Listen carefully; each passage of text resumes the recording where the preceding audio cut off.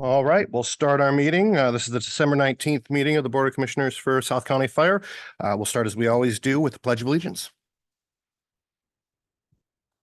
I pledge allegiance to the flag of the United States of America and to the republic for which it stands, one nation, under God, indivisible, with liberty and justice for all. All right, we'll start off with the approval of the agenda. Is there any discussion or any amendments, additions, subtractions? I do know that I was told that the union does not have anyone to speak tonight, so we will be eliminating or skipping over that one. Anything else? All right, hearing none, the chair will entertain a motion to approve the agenda. All right, is there a second? Second. All right, all those in favor, say aye. All those opposed? All right, the motion passes. Moving on, we have consent agenda, claims vouchers totaling $626,007.64. And the healthcare self-insurance fund budget amendment for action. We're going to take that up. I guess we're just going to do it on the consent agenda. So were there any questions? Is there any need to discuss that any further, or do you want to just go ahead? All right, then we'll pass it as a consent agenda. All those in favor? Do we need a motion? Oh, so go ahead. Yeah. To approve the agenda, Yep. consent agenda. Thank you. Second. All right. All those in favor? Aye. All, Commissioner Wittes. All those opposed? All right. Consent agenda is passed. Moving on, we get to say goodbye tonight to someone that's been here for about 2 years now, right, Mike?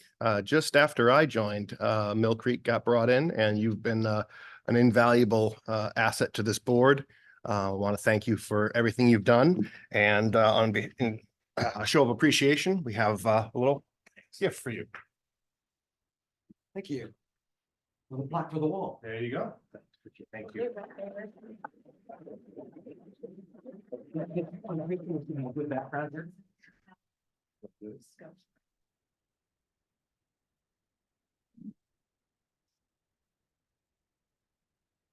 Any parting words?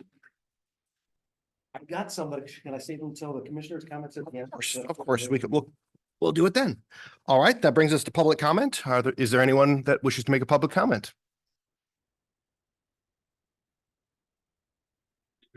Come on over so that people online can hear you.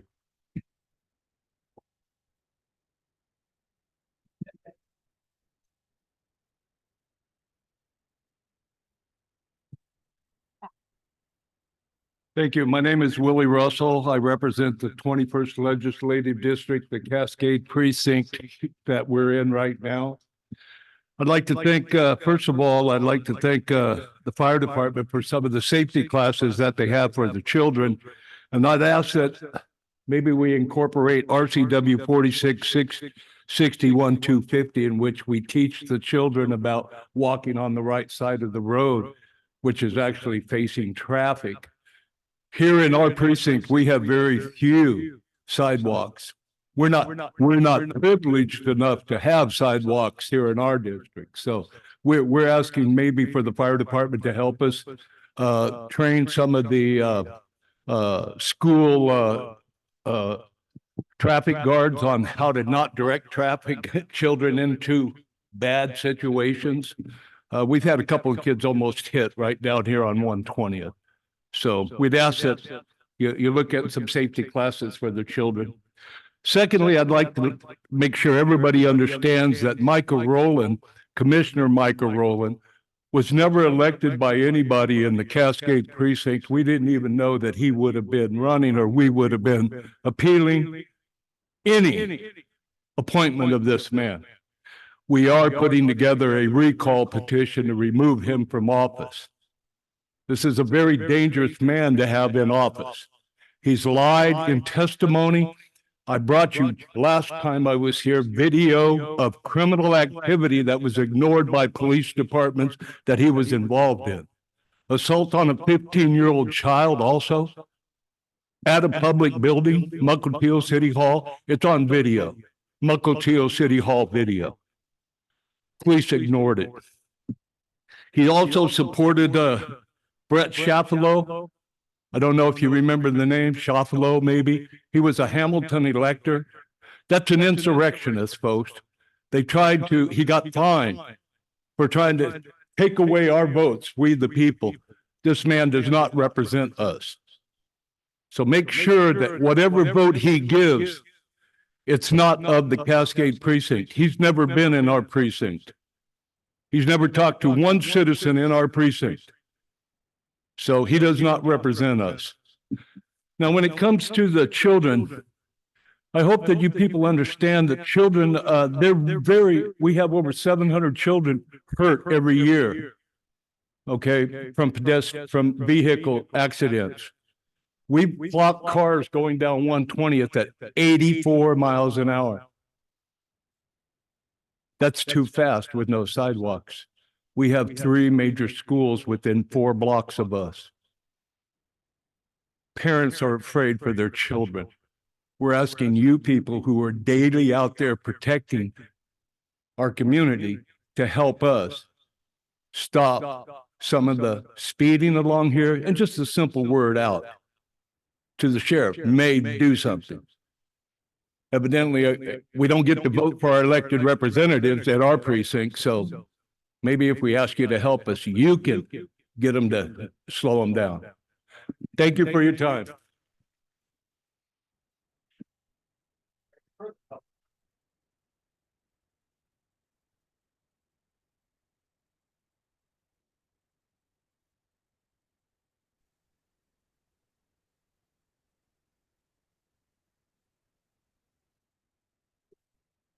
Did I get it? Yeah. Good evening, commissioners, staff, guests. My name is Penny Coyne. I am a benefactor for South County Fire. I do not live within your RFA. But I know that if I needed you, you'd be at my door. And this now coming into 2024 will start my 3rd year as a participant with South County Fire as a benefactor. And I just want to say to you, thank you. Thank you for what you do. Thank you for taking care of us. Thank you for making great decisions. Thank the staff for their diligence and their care and their tenacity. Chief Eastman, you're amazing. And I love you dearly. Sean, I can't say enough about you. Something I wanted to announce tonight is that Chief Maxwell and I have just sat down and spoken with, we talked about this earlier in the year, that I had committed to do 2 scholarships for EMT training for those that would need it so they could apply to the fire academy. And Chief Maxwell and I have selected those 2 candidates, and they will be given provisional offers to come to the South County Fire team as EMTs, thanks to the scholarships I'm able to provide. And I'm so thrilled that this has come to fruition. And Sean, thank you very much. But to all of you, bless your hearts. God bless you. And can't wait for year 3. Thank you very much.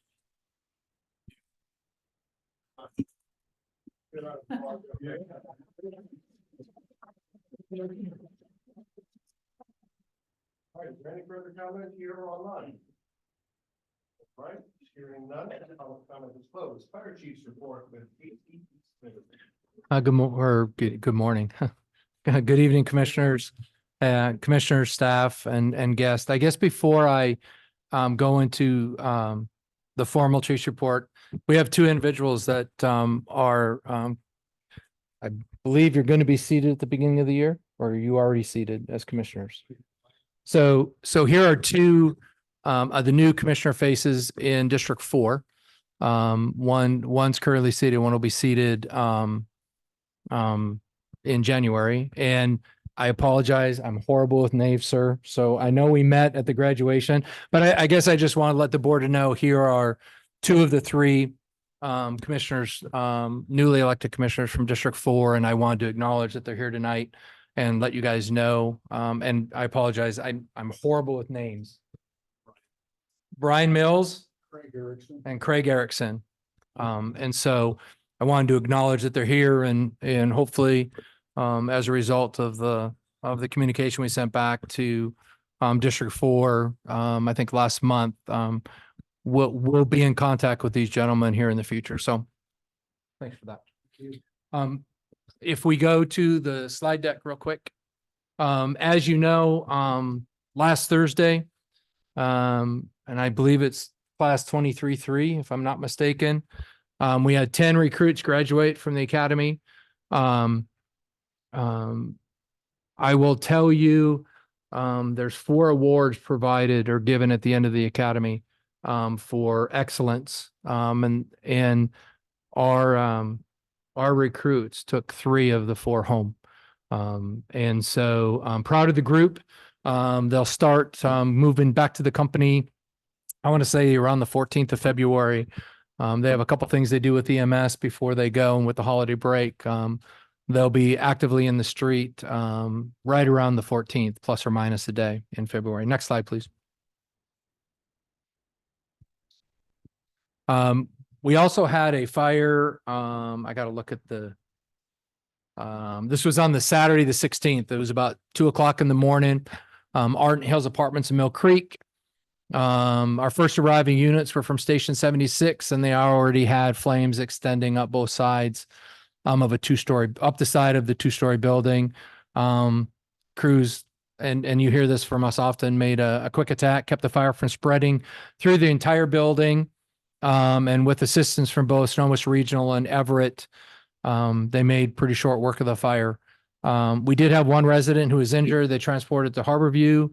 Everybody else was evacuated safely. And then we had the help of Support 7 and provided warmth during the event until we get them placed.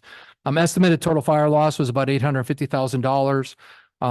The first floor unit where the fire started is a total loss. Second floor above sustained fire damage, and then 2 other units had smoke and water damage. And we had a total of 6 residents that were displaced. The cause of the fire is still under investigation, but currently appears accidental. So again, great work from our staff, and I'm gonna add to our neighboring agencies that provided assistance on that fire. Whenever you can for the most part, keep a fire to room of origin in an apartment like that, that's kind of a big marker for us. If we can keep it to the room of content and house fires and the apartment or unit of origin, that's our goal. And obviously it got hot enough and the fire spread enough to where we had some fire damage to the unit upstairs.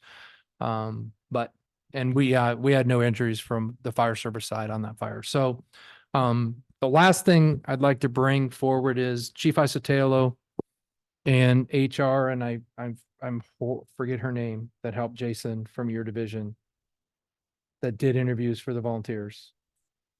Mary, sorry. I apologize. Interviewed 13 candidates. And I'm happy to report that all 13 are moving forward, and will be provided conditional job offers to fill in. And if you do the math, that gets us to 24 volunteers.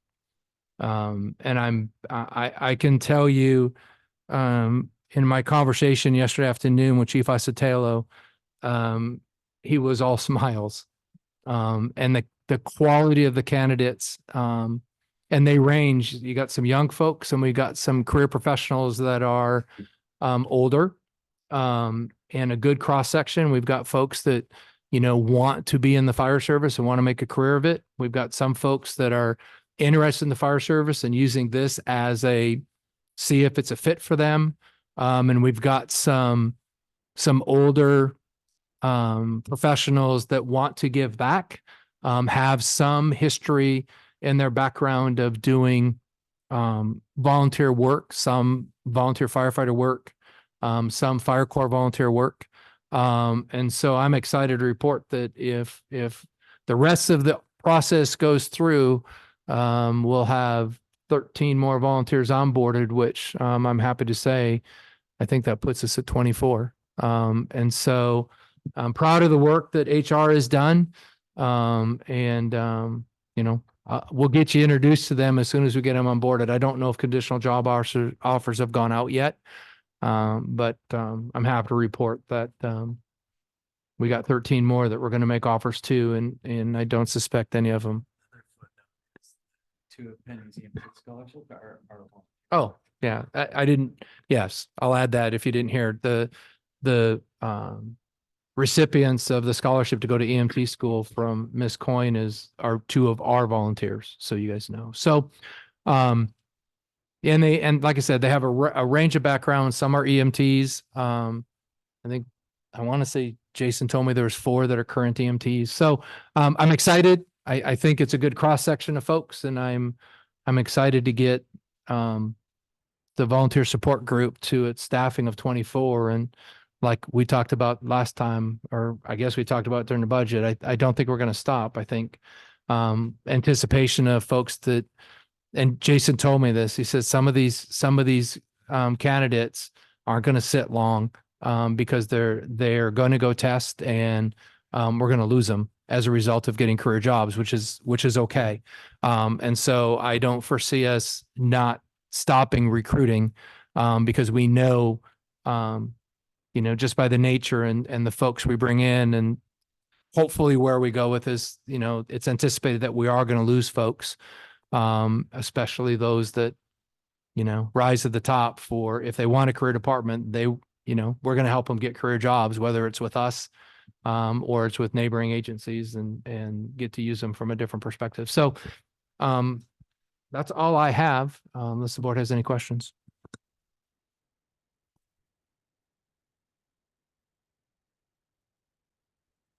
Just one thing I'd like to add, out of the, I don't know if you mentioned it, but out of the entire class, weekly, they give out recognition awards. It's the brass tip, which is for hose work, the the first whip, which is for engine use and driving, is that correct? Leadership. Oh, and leadership. And then what's the third one? It's the Halligan. It's used for the truck ops. The key, they call it. It can open up any door. It's the pry bar. But at the end of the class, so these are weekly that are given out to individuals. I believe 3 or 4 of our recruits got all 3 during the actual academy. But at the end, they give out the top whip. I don't think they call the other ones anything different, but they're kind of like the entire. And we got the key, and we got the brass tip. And we also had the valedictorian, which is the first year where we had a valedictorian we almost got a full sweep on those, but we've got a lot of good, strong candidates that are coming in. Looking forward to getting them started. So something to be proud of. Yes, very. All right. With that, we'll move on. Union report, as I said. Excuse me, Mr. Chair. Please. Questions for the chief? Yes. The chief's report? Chief Eastman, just a question for you. I can't remember where I saw it, but it was today. It might have been the Seattle Times. It wasn't in Ms. Blankenship's media update, but I might have been yesterday. There was a possible drowning off of Edmonds. The Coast Guard was involved in, and they were talking about the various vessels that were involved. And I was just curious if we were involved in that search operation. I don't know. I don't recall it. I don't recall it. Nobody said anything to me. Okay. Now I would assume It was if, a kayaker? Kayaker. From Edmonds. oh, I would assume that we were dispatched and Marine 16 was asked for. I don't have any details of it. I'd be very surprised if we had something that close to the marina that we weren't. But There was no media mention yeah, of us being. yeah, I actually don't know. Chair, I have some. Might have been yesterday. No, sorry, it was on Sunday. It was on Sunday. So they were just mentioning all the vessels that were involved, and I was just curious if my observation is that Marine 16 doesn't get a lot of use. So just when it does, I'm just curious. Marine 16 So- was on site and they were conducting a search actively. I was there. Oh, very good. Thank you, Commissioner Furnoff. I guess I would say I'd be quite surprised if 16 wasn't actually requested, Marine 16 in those kind of events. Especially when it's that close. I mean, there's times where, the Coast Guard will be doing Coast Guard stuff and we don't go. That's not unusual either, depending on where they're doing the search and what they're actually looking for and stuff. But in that kind of a scenario, yeah, and we probably don't always get the recognition because the Coast Guard helicopters probably take the, ooh, look at that, right? So. Thank you. Yeah, one of the Alright. other things I'll just contribute real quick is Montlake Terrace deployed, and this is Montlake Terrace Police deployed their Matrice 30 airship drone and was able to immediately launch active search while Marine 16 took command of the waterway. There we go. Thank you, Commissioner Fernahoff. I had seen your hand up, but yeah, thank you for the extra information. All right, getting used to juggling the Zoom and the in meeting. All right. Is there any other questions for Fire Chief? All right, moving on, we'll go to unfinished business, Station 22 Design and Construction Update for discussion. AC Eastman and Deputy Chief Curtis. Don't see. James, Curtis, yeah. Chief It's all Curtis yours. is actually on vacation. So, based on the conversation we had when TCA was here moving forward, so this is phase one. I'm bringing it before the board so we can continue to move. We're not at a place where some of the conversations we had about decision-making points. If you look at what we're asking for, there's some conceptual designs, but it's more about what fits, what our options are fit, looking at the other stations we have to build and seeing if we can't get one like we talked about before. And then there's several other geotest services and Soundview consultant, wetland delineation. So a lot of this is work that's preliminary to them actually doing the design. And, we talked about after the first year having a subcommittee and having staff work through the subcommittee to make sure that, at least a group of the board know what's happening. I guess I want phase one is a proposed total of about $147,000. 103,000 of that, not to exceed, is what TCA's work is. And then the remainder of the dollars is on these other wetland survey, geotechnical engineering and survey and mapping, which will be done through the RFA. The reason that is because then TCA doesn't get their 15% commission on that work.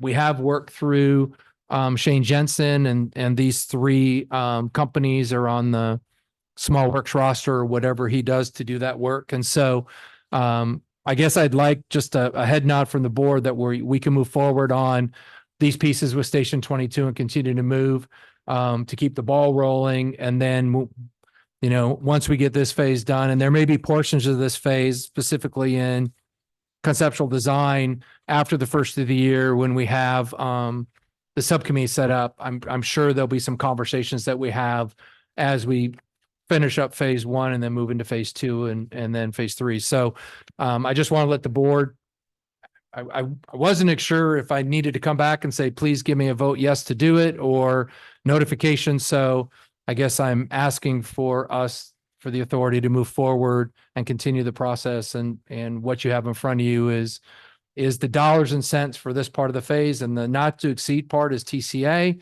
Obviously the wetland, geotech and survey mapping, if they find something that may be up or maybe less, based on what they find in the work they do, but we'll have agreements with them. So, with that, I'll pause if there's any questions or comments from the board. Yeah, Chief Eastman, this sounds good. Yeah, you certainly have my approval to go forward. It does raise for me, when you raised Shane Jensen's name and one of the things that I'm hoping that committee can talk with you about and talk with the board about is, so what's the interface going to be from our staff to essentially the construction project, and who's overseeing what, as we start thinking about the time drain away for those individuals to this project, and then thinking about, and now multiply that by 2 or 3 or 4, and how we're going to accomplish that. And I know we've talked about that before, but I see this as another step down the road where obviously work is starting to be done and needs to be overseen. And the question is, okay, who's overseeing it?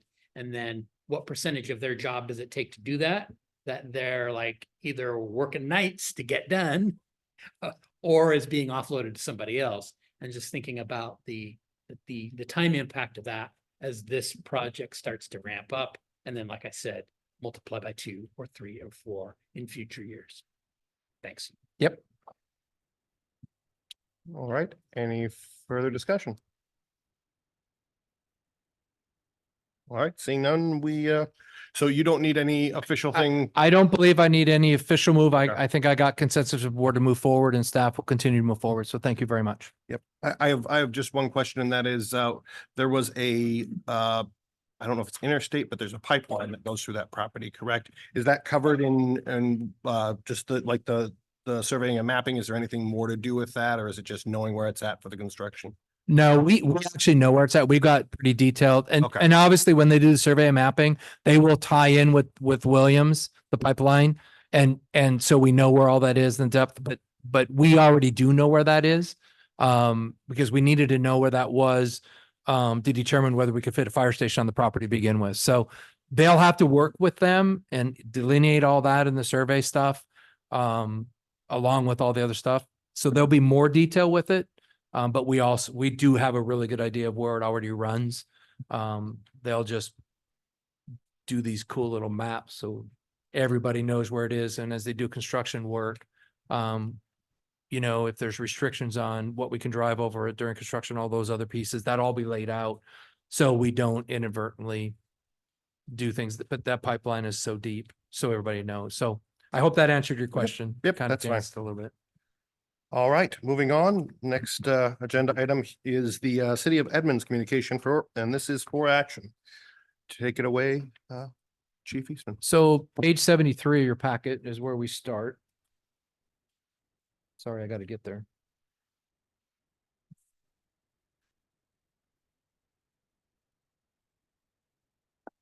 So I guess I'm going to start by thanking both Leslie and Christy.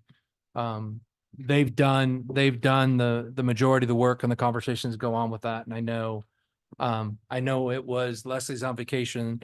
So I know some of that work's she's done, and tried to be on vacation at the same time. So I want to recognize staff, for the work they're doing. And I don't always think we do that enough. Before you, it's on gotta get my glasses, sorry. Page 75 and page 76 are the 2 letters. I'm going to start with page 76 page 77. I'm going to start with page 77. We didn't have a lot of, I don't think there's a lot of discussion about this one when we talked at the work session. So this is the formal notice of termination for the current interlocal agreement for fire and EMS services. We did, as I think it was Commissioner Wittes who brought up who should be doing the official, whose signature be on the official notice. And so in consultation with Rich Davis, he was totally fine with having the formal letter being signed by the chair of the board. And so you see that, and we dated it tonight's date, so you know. As we go through the rest of the conversation, if the board approves these tonight, and we put the appropriate signatures on them, my intent is to deliver them tomorrow to the City of Edmonds. So unless we decide something different.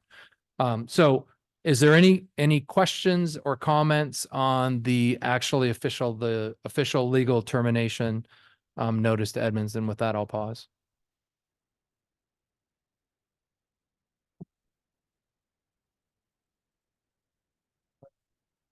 I know that there have been some questions from Commissioner Chan, who's talked about bullet points. I know some are in here and some aren't.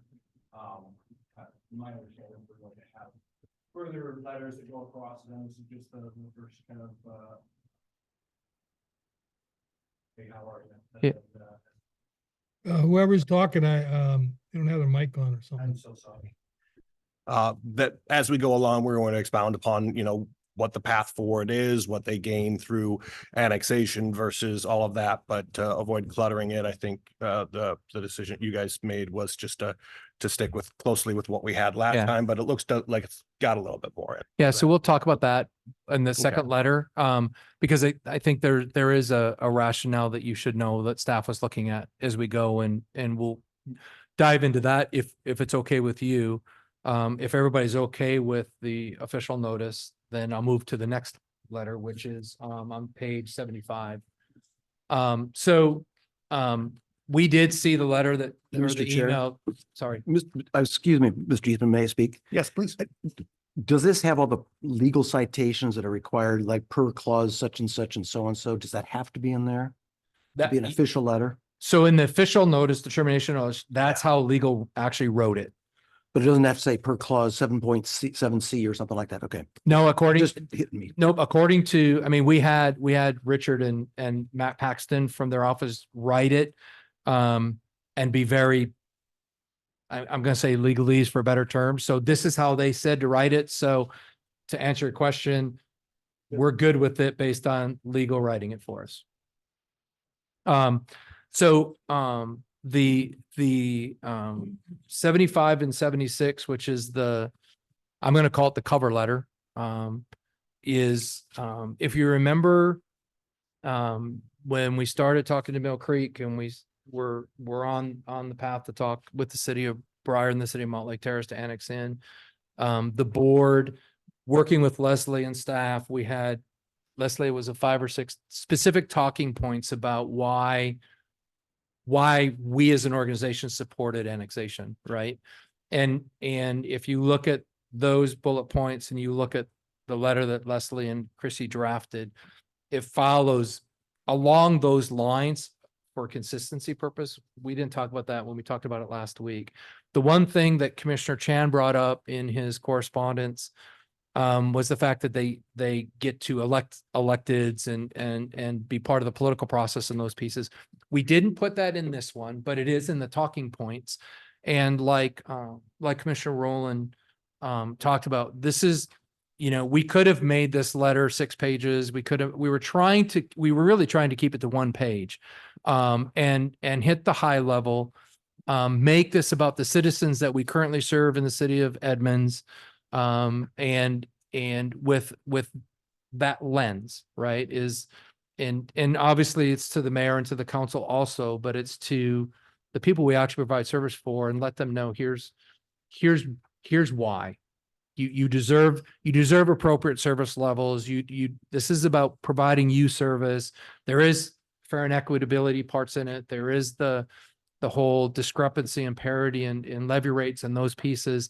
But I think it was important, and quite frankly, based on the conversation that we had in, I want to say October, that conversation was solely focused around the citizens that we serve. And I think in the majority of the comments from the board, you either started with the citizen of Edmonds or you ended with the citizen of Edmonds about why we do this, and they're the focal point, not necessarily the council, not necessarily the mayor, but the people we serve. And I was really proud of the fact that, quite frankly, the board was treating them as if they were already voting members of the RFA, right? Which is a testament to where we are and what we're doing. So this cover letter was to take that, kind of try to put your conversation into words, specifically addressing the citizens. And as Leslie said, once we move forward with this, this will be kind of what we give to the media. And then in this letter, they have it signed by the chief. And I don't know, we can obviously change that if board would like. But because we're going to use it for media, it would keep media conversations to Leslie and the PIO and not put Commissioner Rowland getting phone calls Christmas Eve, Christmas Day, and New Year's. So that was the thought behind it. We worked with Rich Davis on that. That's why it's done this way. Now, I will also say if the board would prefer this letter to also be signed by Commissioner Rowland, we can quickly make that change and make that happen. But I wanted to let you know how we got here. We didn't ignore the things Commissioner Chan said. We just kept it a little bit short and didn't add that language, but like you said, Commissioner Rowland, I think Leslie, Christie, and the rest of the team have, if depending on where this goes and how this conversation goes, we'll have plenty of opportunities to expound on all those pieces as we continue the conversation. So Leslie, I guess I'll ask, do you have anything to add? So with that, I'll pause and see if there's any questions or comments from the board. I think the letters look great, and my preference is always for the chief to be the person to sign it, just like you mentioned, for the reason of the media reaching out, but also because you're the expert, and we're just citizens trying to govern the fire department. But you're the kind of the executive branch, and so you're the one who I think knows the most and is in the kind of like the doing role. So I feel like having you as the signee makes the most sense for both letters, but. Yeah.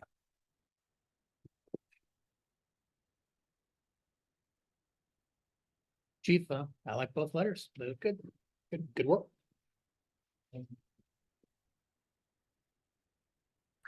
I have one thought or one question. Second paragraph sentence says the completion of light rail. I don't know if that speaks to Edmonds. I'm not an Edmonds person. If I was a Linwood person, I would go completion of light rail. It's a big deal in Linwood. But is completion of light rail the thing you lead that sentence off with? Or is it something like the changes in transportation or high capacity transit, which we all talk about as cities? I know if you said this to Mill Creek, I'd go, huh, light rail? Most citizens don't think about light rail yet. We know it's coming. It's going to change because it's getting to Linwood. But I wonder if, and I know it's a big deal for us because it's going to change this agency in terms of how we respond. So I know Commissioner Chan has spoken quite a bit about that, but I just wonder if that one wording it kind of stood out to me, but I don't know. You've talked to the Edmonds folks more. So I think the reason it's relevant is because the cascading event that happens with fire service, right? So because though Edmonds has its own contract, we actually function as a 15 station, organization or system, right? So, when you do have, light rail and the impact that light rail has, and there are some other impacts with this light rail that isn't necessarily just the rail. There, you've got the zoning changes that are happening as a result of it, and several pieces that piece. But, in Linwood supports North Edmonds.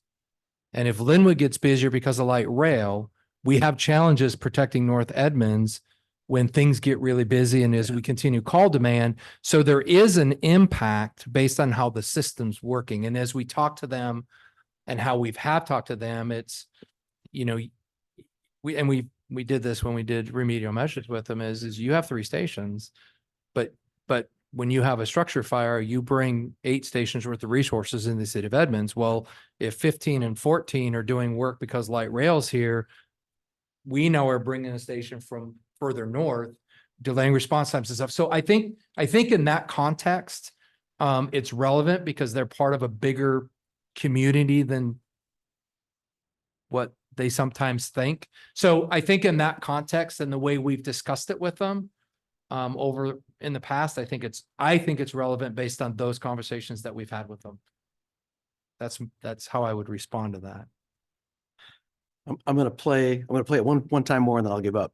Please. So if I'm a Edmonds person, I'm an Edmonds council member, and you start talking about light rail, do my eyes glaze over?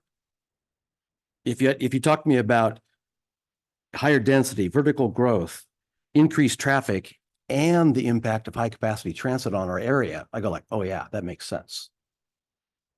You don't want somebody to turn off if the light rail doesn't resonate with them. But again, I'm not a Edmonds council member. Maybe this is a topic they talk about a lot, and maybe Leslie or somebody knows better.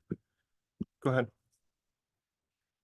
I see your point. I would be fine with that change. I do see, I think that's, high capacity transit. I like it. And there is quite a bit of vertical growth that I believe is related to the completion of light rail Mhm. along Highway 99. Which with is quick Edmonds. access Yeah. to the Montlake Terrace Yeah. Transit Station. But I think that's probably a better way to put it. It's a yeah. beautiful letter. And first time I read it through, I thought, this is really, really good. I thought this is the right way to do it. And I read it and I went like, light rail, that means something to us operationally. And as a planner, it kind of means something to me. But I thought, you don't want to have somebody, I think if the board's okay with it, I think Leslie's already willing to amend it to take that out and use either way. It's fine. use the other. If I get the no group's further. okay with that, we'll make that change. Yes. I do think it does make sense though, because you will say, well, light rail doesn't affect us, and that's not uncommon either, right? Right, and so even though we connect the dots, no, I think that's fair. Yeah, I would say that, I think that no matter if it's right in your neighborhood or not, the effects of light rail on this area, on the fire service, on the citizens, because now people that were living downtown have some money to spend because they were, had a nice expensive high rise, they're gonna move out. Maybe they choose to live in Edmonds and then drive over to the light rail station every single morning because it's not that far away. So it is going to definitely affect them. It's going to change things, especially with the fact that they have that train station down on the coastline there that also is serving for transit. So we still don't quite know how that's going to shake out in the end, if we're going to see people continuing to use that or moving to the light rail or, depending on it. So I don't have any preferences one way or the other, but I just wanted to note that, I think it is a subject that all of us are thinking about. So, yeah, if we want to finesse the language, that's perfectly fine. Just one small note on the second one, and that is I'd just like to change the last paragraph to plural pronouns. We are excited for both those sentences. We are, and we because this is the Board of Commissioners kind of, though I'm signing it, it's really, I think, speaking on behalf of all of us as our decision and our hopes and dreams. It's page 77, last paragraph. That's my only ask for the change on that. I got you. I think that's, let's say are those. All right. So with that, what I'm gonna ask Leslie to do is if she makes those edits, prints them so we can sign them tonight. If the board is good with that, then I'll make an appointment with Mayor Nelson and deliver them in the morning, and I will make sure the rest of the folks know. And as you know, Mayor-elect Rosen, I told him I'd let him know we were doing it and send him a copy, and I want to make sure the board's okay with all that. So is that okay with the board as we move forward? Is that fair? We'll do it tomorrow. We'll need a motion here then. All right. So the motion on the floor is to make those two amendments and then to it and then send it off. Motion is moved. Right, and just to clarify, the motion is to issue the two letters, Correct. including the letter to terminate the Edmonds contract effective December 31. Correct. 2025. And I'll second that motion. All right. Any further discussion? So can I just, so authorize, can I authorize signature of both letters with? Let me read the. Rich wanted me to make sure we authorize the signature of those in conjunction with what you said, Commissioner Kenny. Okay. Let me read the recommended action verbatim so that we get it right. I don't want to have any objections from the legal side. This is a motion to authorize the chair to sign a letter to the city of Edmonds giving 2-year notice of intent to terminate the interlocal agreement for fire and emergency services to the city of Edmonds, and the fire chief to sign a cover letter to be sent with notifications as we have suggested and amended on the floor. And I think that's what Commissioner Wittes intended. That's what Commissioner Wittes intended. All right. And that's what I seconded. he just said it really quiet. That's quiet. We didn't hear. Yeah, Oh my he speaks very quickly, very quickly. All right, if there's no further discussion, checking online. All those in favor, say aye. Aye. Aye. All those opposed? All right, the motion passes. Thank you very much from staff. Moving on. That brings us to item 9C, vacation sellback exception for action brought before us by our HR director. Mr. Cullen, you have the floor. Thank you, Chair Rowland. Good evening, commissioners and liaisons. If I can editorialize for just a moment, as somebody who's been here for only about 6 months, but who spent a whole lot of time watching these meetings online while I was considering coming here, I would just like to offer that you'll be missed. That Mr. Todd, your experience, your pragmatism, the sort of things you just offer to this body are incredibly useful. Certainly. But that's not what we're talking about. I want to seek an exception to our vacation policy for the amount of hours that can be, quote, sold back at the end of the year, particularly given conversations we've had recently about the unique situation that we're in with a fire chief on leave and an acting chief in the form of Chief Eastman, who has gamely come in and taken care of business. It's the sort of year where it would be difficult for lots of folks at the quote senior level to take time off, and it's been literally impossible for Chief Eastman to do so.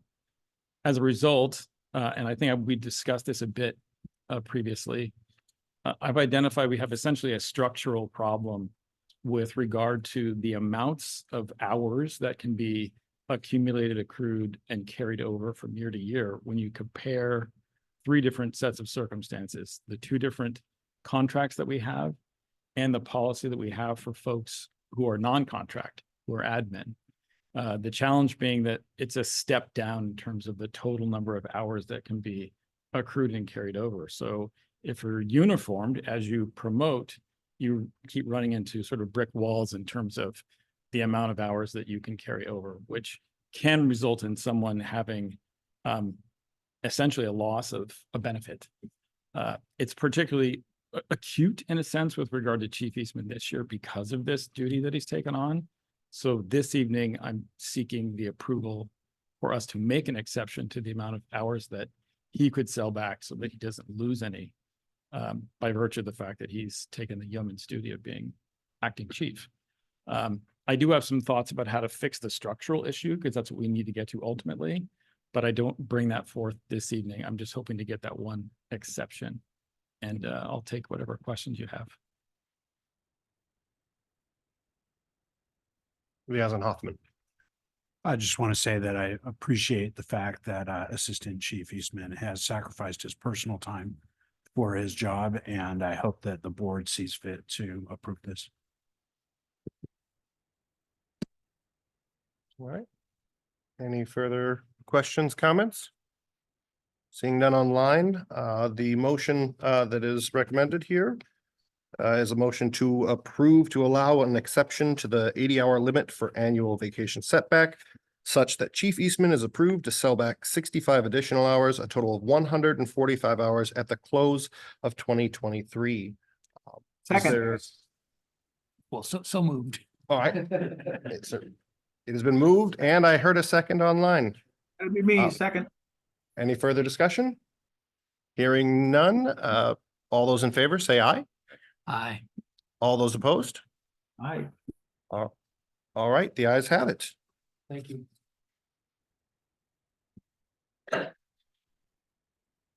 All right, that brings us to the retro pay increase resolution for executive assistant to the board. This is for action.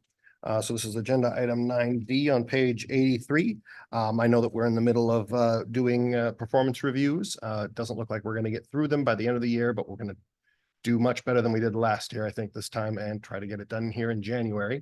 But to make sure that we have our bases covered, this is a motion to approve resolution 12192023-34, authorizing a retroactive pay increase if so approved, for the executive assistant to the Board of Fire Commissioners to be determined at a later date. And second. All right, we have a motion and a second. Are there any questions, comments, debate? Hearing none, we'll move to a vote. All those in favor, say aye. Aye. All those opposed? All right, the ayes have it. All right, that brings us to the end of unfinished business. We have no new business that was on the agenda.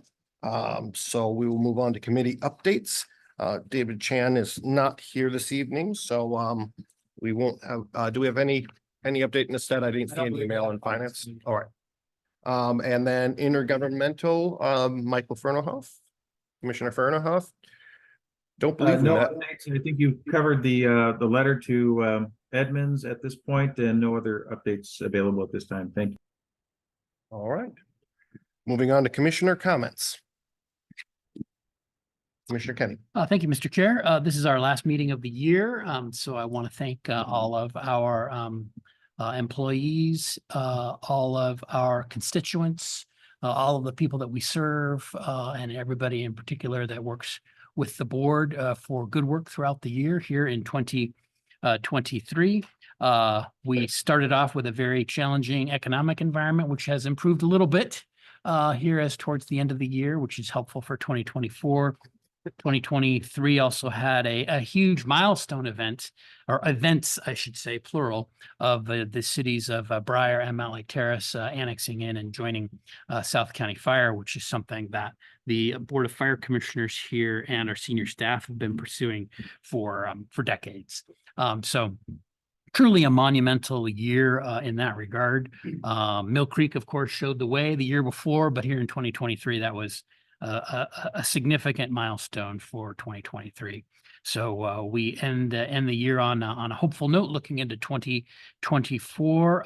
And I wanted to thank Liaison Mike Todd from Mill Creek for his valuable contributions here at the board, really in the context of, I really see your experience as a prior city council member from Mill Creek come through in the comments that can be really helpful, particularly a lot of times the timing of them are apropos that really make a difference. And I think that is really a valuable role as a liaison for a city, as the board set that up, to be a board member, to be able to contribute.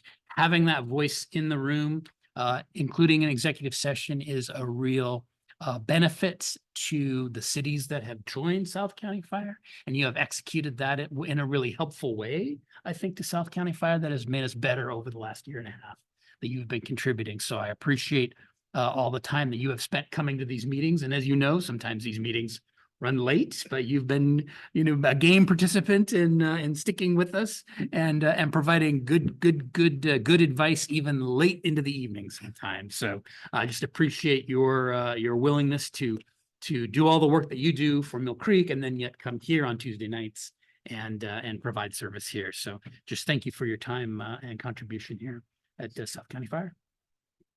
Thank you, Mr. Chair. Just set it better ourselves. Looking forward to working with we got Commissioner Lawrence. I'm gonna finish that thought though. Looking forward to working with our Mike's always get me. Looking forward to working with our new commissioner, definitely, into the next year, and getting to work on both the new fire station and also the city of Edmonds is going to be an exciting year, going to be busy. At the same time, I do want to say that it's important for our staff and everyone to take the time necessary to get away every now and then.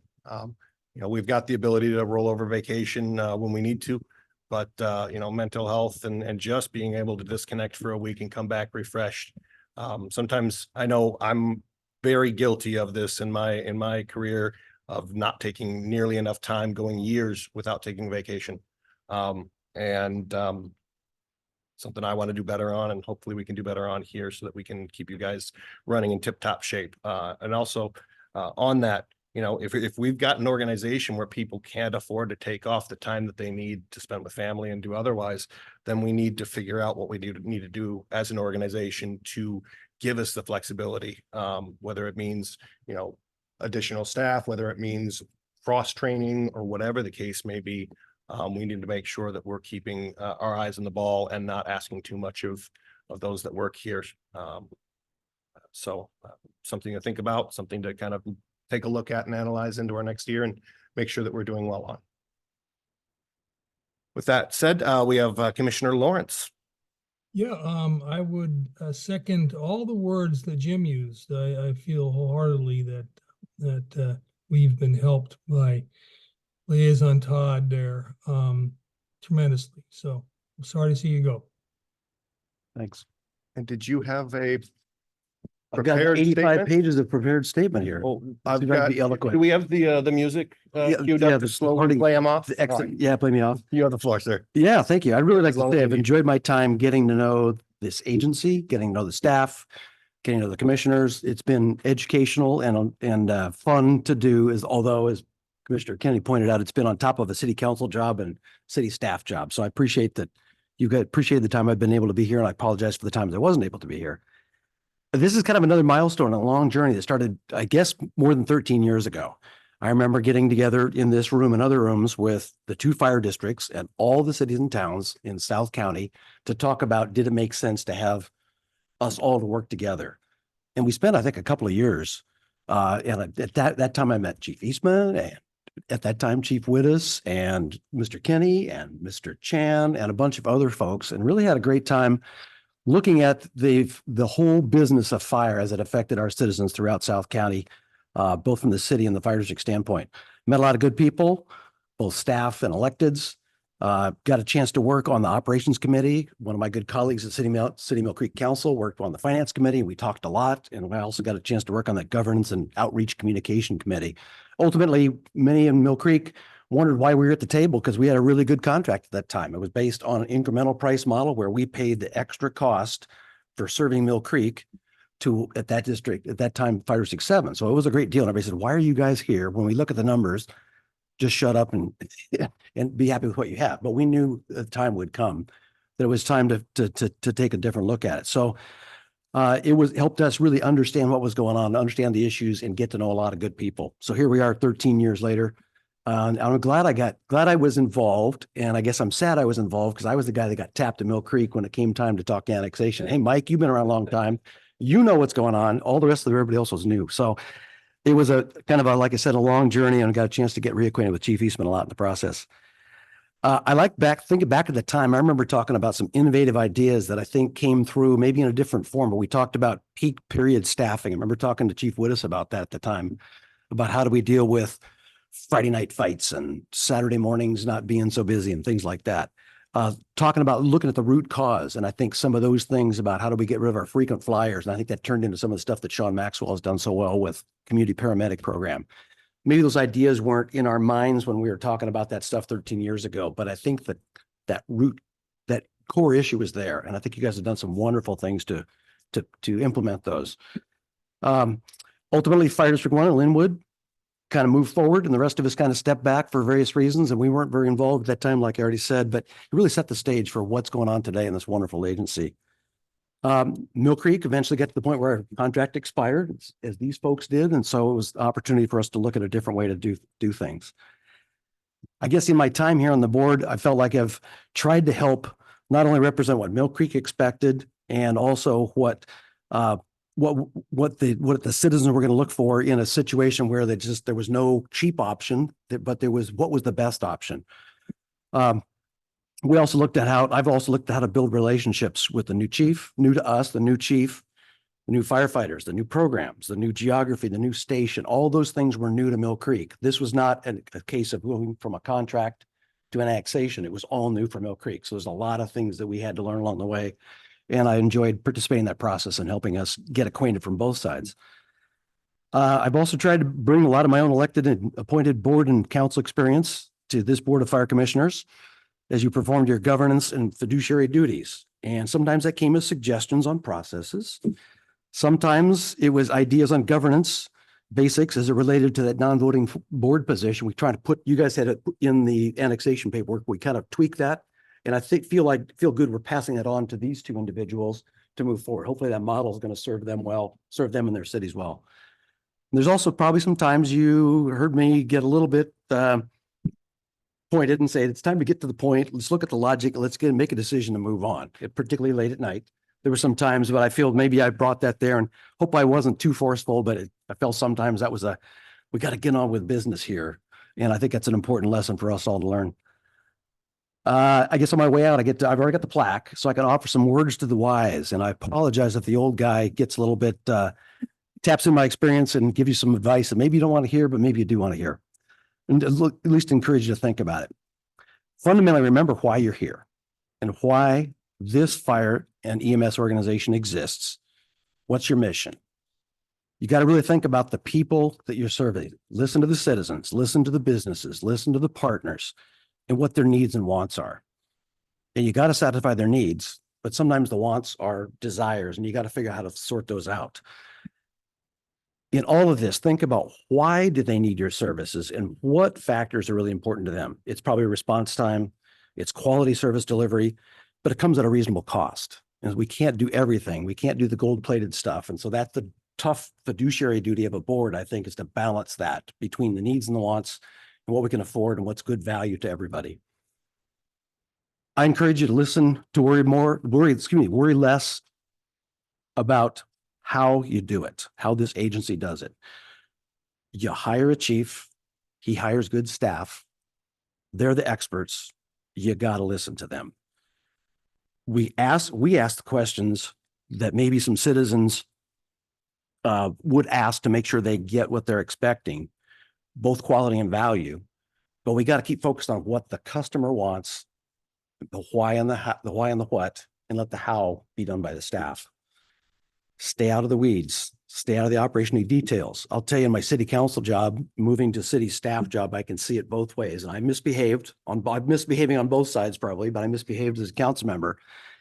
And so when council members decided to be a junior engineer or a amateur planner or a public works maintenance worker, it didn't really do the staff a lot of good. You know, my expertise wasn't that. And so if I was asking questions that I should have been left to staff, it wasn't helping. I remember being on the community transit board, and it was important for me to understand the service. So riding the bus and understanding what customers sought in terms of public transportation for community transit was good to know. But I wasn't telling the driver how to drive the bus. I wasn't telling the mechanic how to fix engines or what the life cycle of the tires should be, or what routes were important. That was down in the weeds. You got to stay out of the weeds. I would implore you to think about this. Maybe in small agencies, maybe in small places in this world, the volunteer firefighters are also on the commissioners, and they're also the chief bottle washer, and they are the town crier, but that is not this agency. This agency is lots of people as an agency serving lots of people. You guys are the board of directors for a large corporation.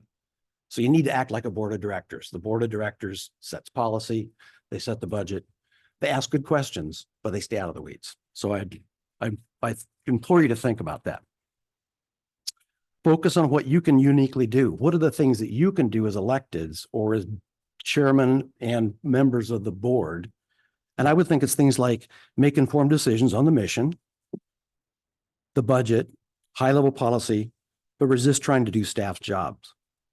Work on the relationships with the cities, the county, the partners, with the leaders of those organizations. And when it's a right, you guys are the best ones to lobby with the county or with the state. You can go lobby with the electeds because you have the same constituents. You can go shoulder to shoulder with anybody else, any of their elected, and say, we have the same constituents, whether they live in the city of Mill Creek or Montlake Terrace or Briar. They're the same. Those elected people are also the same as you elected people, and you can go together to Olympia and make some change happen. So think about that. That's something you uniquely can do. Staff can support it, but it means a difference when you go talk to Senator Lovick or Representative Berg, because you're from Mill Creek and they are also from Mill Creek and you have a common set of constituents. And then get out of the way. I find that often, particularly when your board doesn't meet very often, you find that, oh, let's just put this off to next week. Staff smiles and says, okay, we'll come back next week. But a lot of times that slows things down. So make decisions and get out of the way.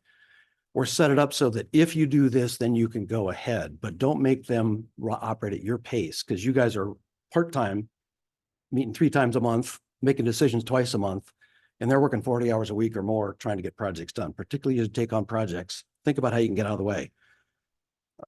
Absorb the after action reports that affect policy and budget, but don't go shoulder to shoulder with the firefighters or paramedics or staff. Maybe other places you do that, but that's really not your job. Your job, a unique thing you can do, is be members of this board of directors. Future, I've suggested to our city leadership, both council and our city manager's office, that they consider having elected stay observant and available for you as fire commissioners. You were elected to serve the population of Mill Creek along with the rest of the area. But I'll contend that the folks who are the city council members in Mill Creek or Montlake Terrace or Briar, they've knocked on thousands of doors. And you're never going to be able to knock on that many doors. You just can't do it. But so listen to those folks who are close to those communities and work with them. Ultimately, you're responsible for running this organization. You're elected to do that, but use the experience and the feet on the street talents of those folks. It goes both ways. So I'm going to say the city council, they ought to reach out to you guys, and I'm asking you guys to reach out to them too and be partners in how this works going forward. Finally, farewell. It's not goodbye, but it's farewell. So as I come to the end of this assignment, I'm stepping back to focus on my own city and responsibilities there, but I'm always going to be a voter and a taxpayer in my own city and involved in the community and keeping an eye on what's going on here at South County Fire. Thanks very much for this. I appreciate this. I'm going to hang us on the wall proudly. Thank you. Thank you. Mike Todd for president.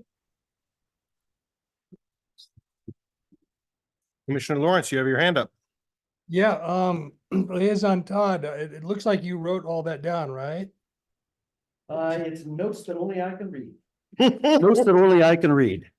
I was hoping you could email me a copy of them so I can, when the board starts, including myself, get in the weeds, I can use it as I'll weaponize it. Let's put it that way. It was great. Really, really appreciate it. Thank you. I think they call that Roundup. It's weed killer. All right. Anything else before we go into executive session? All right, then we will enter into executive session. For two reasons. Number one is collective bargaining pursuant to RCW 4230-144, Section A, Section B, and review the performance of a public employee pursuant to RCW 4230-110-1G. Let's do 30 minutes to start. And we'll go from there. I don't believe there's any action intended afterwards. Will you address the? Oh, yes, we do have Commissioner Chan, who was unable to attend tonight. He's in transit, so his absence is excused. All right. The executive session has been extended for 30 minutes.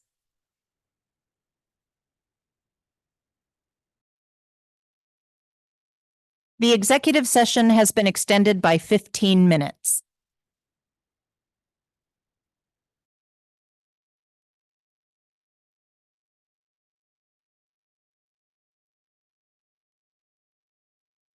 The executive session has been extended for 5 minutes.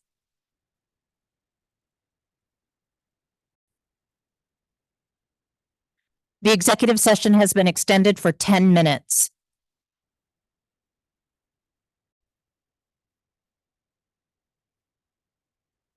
The meeting is called back to order at 9:40 and without objection is adjourned. Yep.